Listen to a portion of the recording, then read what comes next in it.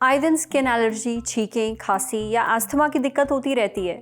Check करिए कहीं आपके घर में फफूंदी तो नहीं है।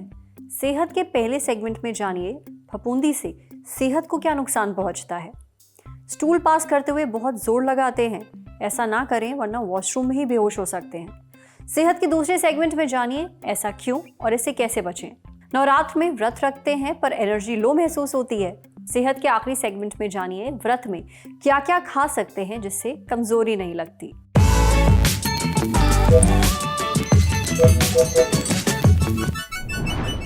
मोल्ड यानी फफूंदी, बहुत सारे लोग इसे फफूंद भी कहते हैं।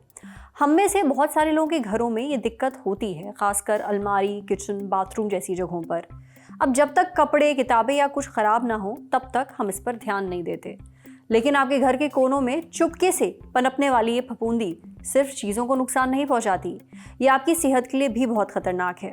अगर आपको घर पर बैठे बिठाए एलर्जी होती रहती है तो ज़रा अपने घर के कोने चेक करिए, कहीं आपके घर में फफूंदी तो नहीं।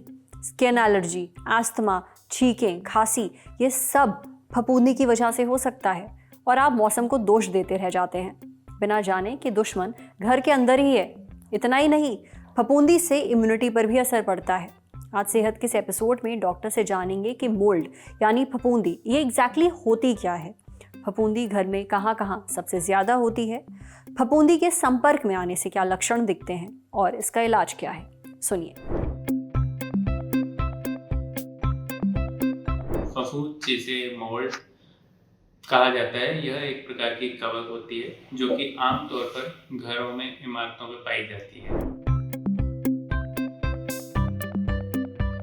इमारतों में भी यह बेसिकली घर की खिड़कियों पर, इसके अलावा जो जहाँ पानी का रिसाव होता है जैसे कि सिंक के नीचे का एरिया या बाथरूम में शॉवर वाला एरिया, इसके अलावा हमें कम वेंटिलेशन वाली जगह पर भी जैसे कि घर की तहखाने हुए, वहाँ पर अपने को फफूंद मिल सकती है। फफूंद के कांटेक्ट में आने पर स्किन पर, त्वचा पर जलन हो सकती है। इसके अलावा छींक आना, खांसी होना, इसके अलावा थ्रोट में इरिटेशन होना, ये सब अपने को लक्षण सामान्यतया मिलते हैं। इसके अलावा जो पर्सन ओवर सेंसिटिव होते हैं या जिनकी इम्यूनिटी काफ़ी कमज़ोर होती है, उनमें अपने को यह सिम्टम्स एग्रीवेटेड फॉर्म में मिल सकते हैं। अस्थमेटिक पेशेंट हुए तो वहाँ पर अपने को सांस में तकलीफ होना, इसके अलावा अपने को वहाँ पर चेस्ट में व्हीज का भी सुनाई देना मिल सकता है। सिम्टम के हिसाब से हम पेशेंट को एंटी एलर्जिक मेडिकेशन दे सकते हैं, बट यदि सिम्टम्स काफ़ी एग्रीवेटेड फॉर्म में हैं तो नज़दीकी डॉक्टर से सलाह लेनी चाहिए। इसके अलावा घरों में हम पानी के रिसाव वाले एरिया को ठीक कर सकते हैं ताकि वहाँ पर कम से कम पानी रहे और मोल्ड वहाँ पर डेवलप ना हो। इसके अलावा जो कम आर्द्रता वाले एरिया होते हैं वहाँ पर भी हम प्रॉपर वेंटिलेशन रखें जिससे कि वहाँ पर भी मोल्ड्स का डेवलपमेंट ना हो। फफूंदी की वजह से छींके, खांसी जैसे हल्के लक्षण भी दिख सकते हैं और गंभीर दिक्कतें भी हो सकती हैं। इसलिए अगर आपके घर में कहीं भी फफूंदी है तो इसे इग्नोर मत करिए, मास्क पहनकर, ग्लव्स पहनकर इसकी सफाई करिए। अब बढ़ते हैं सेहत के अगले सेगमेंट की तरफ, तन की बात।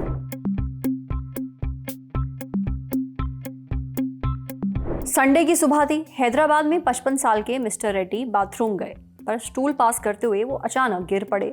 धड़ाम की आवाज सुनकर उनकी पत्नी वॉशरूम की ओर दौड़ी। अंदर पहुंची तो देखा मिस्टर रेड्डी जमीन पर बेसुध पड़े हैं। कुछ ही पलों में उन्हें होश तो आ गया, लेकिन वो बहुत कंफ्यूज्ड और डरे हुए थे। उन्हें समझ ही नहीं आ रहा था कि ये हुआ क्या। परिवार वाले मिस्टर रेड्डी को अस्पताल लेकर भागे, इस डर से कि कहीं उन्हें दिल का दौरा या स्ट्रोक तो नहीं पड़ा। अस्पताल में डॉक्टर सुधीर कुमार ने मिस्टर रेड्डी की जांच की और इलाज किया। इसके बाद डॉक्टर सुधीर कुमार ने 20 सितंबर 2025 को ये पूरा मामला सोशल मीडिया प्लेटफॉर्म एक्स पर शेयर किया। साथ ही तफसील से बताया कि ऐसा क्यों हुआ या क्यों हो सकता है। हैदराबाद के अपोलो हॉस्पिटल में न्यूरोलॉजिस्ट डॉक्टर सुधीर कुमार ने मिस्टर रेड्डी की मेडिकल हिस्ट्री पूछी। पता चला कि मिस्टर रेड्डी कब्ज से जूझ रहे थे, यानी कॉन्स्टिपेशन से, और स्टूल पास करने के लिए बहुत जोर लगाते थे। रविवार को भी जब उन्होंने स्टूल पास करने के लिए जोर लगाना शुरू किया, तब कुछ ही पलों में उन्हें चक्कर आने लगे, दिखाई देना बंद हो गया और वो बेहोश हो गए। ये सारे लक्षण एक खास कंडीशन से जुड़े थे जिसे डेफिकेशन सिंकोप कहते हैं। डेफिकेशन सिंकोप का मतलब होता है स्टूल पास करने के दौरान या तुरंत बाद बेहोशी। ऐसा इसलिए होता है क्योंकि जोर लगाने से एक रिफ्लक्स एक्टिव होता है जो हार्ट रेट यानी दिल की धड़कन को धीमा कर देता है। ब्लड प्रेशर गिर जाता है। इससे कुछ वक्त के लिए दिमाग में खून की सप्लाई बंद हो जाती है। डेफिकेशन सिंकोप का रिस्क सबसे ज्यादा मिडिल एज और बुजुर्गों में देखा जाता है। इसके अलावा ऐसे लोगों को भी खतरा रहता है जो कब्ज से पीड़ित हों और स्टूल पास करने के लिए बार बार जोर लगाते हों। जिन लोगों को पहले से दिल की कोई बीमारी है, हार्ट रिदम अनियमित रहती है, धमनियां सिकुड़ी हुई हैं, या जो ब्लड प्रेशर कम करने की दवाइयां लेते हैं, उनमें भी इस कंडीशन का जोखिम बढ़ जाता है। मिस्टर रेड्डी को लंबे वक्त से कब्ज की शिकायत थी और लो बीपी की दवाइयां भी वो ले रहे थे। स्टूल पास करते हुए बेहोश होना क्या जानलेवा हो सकता है? इस पर डॉक्टर सुधीर ने जवाब दिया कि ज़्यादातर मरीज 1 से 2 मिनट में ठीक हो जाते हैं, लेकिन फिर भी रिस्क तो है ही। गिरने से व्यक्ति के सिर में चोट लग सकती है या कभी कभी दिल इतनी देर के लिए रुक जाता है कि कार्डियक अरेस्ट हो जाए। कार्डियक अरेस्ट तब होता है जब दिल अचानक धड़कना बंद कर देता है। इसलिए अगर स्टूल पास करते वक्त व्यक्ति बेहोश हो जाए तो इसे बिल्कुल भी हल्के में ना लें और तुरंत अस्पताल लेकर जाएं। जब आप डॉक्टर से मिलेंगे तो वो दिल से जुड़ी कुछ जांचें करेंगे, जैसे ECG, इकोकार्डियोग्राम और 24 आवर होल्टर मॉनिटर टेस्ट वगैरह।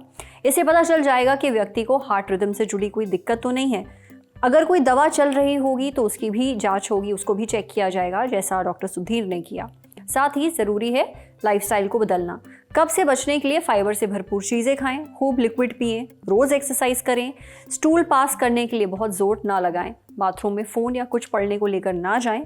अगर स्टूल पास करते वक्त चक्कर आएँ तो धीरे धीरे खड़े हों और अपने परिवार वालों को बुलाएं। समझे? अब बारी सेहत के आखिरी सेगमेंट की खुराक यानी झक्कासी हेल्थ टिप। नवरात्र शुरू हो चुके हैं, कई लोग व्रत भी रख रहे होंगे। अब कुछ लोगों को व्रत में थकान या कमजोरी महसूस होती है, एनर्जी डाउन हो जाती है। ऐसा ना हो इसके लिए क्या किया जाए, ये हमने पूछा आकाश हेल्थ केयर में डाइटिक्स डिपार्टमेंट की हेड गिन्नी कालरा से। डाइटिशियन गिन्नी कहती हैं कि नवरात्र में लोग अक्सर कम खाते हैं या सिर्फ फलों को ही अपनी डाइट में शामिल करते हैं। इससे शरीर में एनर्जी की कमी हो जाती है और थकान लगती है। लेकिन अगर आप सही चीज़ें खाएं तो पूरा दिन एक्टिव रहेंगे, जैसे सिंघाड़े का आटा। इसका आप चीला या हलवा बना सकते हैं। इसमें कॉम्प्लेक्स कार्बोहाइड्रेट होते हैं जो शरीर में धीरे धीरे पचते हैं, जिससे लगातार एनर्जी मिलती रहती है। सिंघाड़े के आटे में पोटेशियम और मैग्नीशियम जैसे मिनरल्स भी होते हैं जो लंबे समय तक एनर्जी देते हैं। आप व्रत में राजगिरा यानी अमरंथ खा सकते हैं। राजगिरे का चीवड़ा या फिर लड्डू अच्छे ऑप्शंस हैं। इसमें प्रोटीन और आयरन होता है जिससे थकान कम होती है और मांसपेशियां मजबूत रहती हैं। व्रत में शकरकंद यानी स्वीट पोटैटो भी ज़रूर खाना चाहिए। इसे आप उबालकर या हल्का सेक कर खा सकते हैं। ये फाइबर और विटामिन ए से भरपूर होता है। ये शरीर को धीरे धीरे एनर्जी देता है, जिससे लंबे समय तक पेट भरा हुआ महसूस होता है और थकान भी नहीं होती। आप मखाने खा सकते हैं। इनमें प्रोटीन और कैल्शियम होता है, जिससे हड्डियां मजबूत होती हैं और शरीर को एनर्जी मिलती है। मखाने को घी की कुछ बूंदों में हल्का भून लें, फिर इसमें सेंधा नमक ज़रा सा डालकर खाएं। ये हेल्दी और एक हल्के स्नैक की तरह काम करता है। व्रत में फल खाना भी बहुत ज़रूरी है। आप केला या अनार खा सकते हैं। अगर इनमें दही मिलाकर खाएं तो ये और भी फ़ायदेमंद होगा। दही से शरीर को प्रोबायोटिक और कैल्शियम मिलेगा जो पेट और हड्डियों के लिए अच्छा है। वहीं केला पोटेशियम से भरपूर होता है और तुरंत एनर्जी देता है। व्रत के दौरान सही चीज़ें खाना ही नहीं, पीना भी ज़रूरी है। आपको नारियल पानी पीना चाहिए। नारियल पानी इलेक्ट्रोलाइट से भरपूर होता है। इलेक्ट्रोलाइट्स एक तरह के मिनरल्स होते हैं जैसे मैग्नीशियम, सोडियम, पोटेशियम वगैरह। इनकी कमी से थकान, सुस्ती और चक्कर आने जैसी दिक्कतें होती हैं, लेकिन नारियल पानी पीने पर ऐसी कोई परेशानी नहीं होती। आज सेहत पर इतना ही। अगर आप एक डॉक्टर हैं, हमसे कुछ शेयर करना चाहते हैं तो जो ईमेल आईडी इस वक्त आपको अपनी स्क्रीन पर दिख रही है उस पर हमें एक मेल भेज दीजिए। शुक्रिया।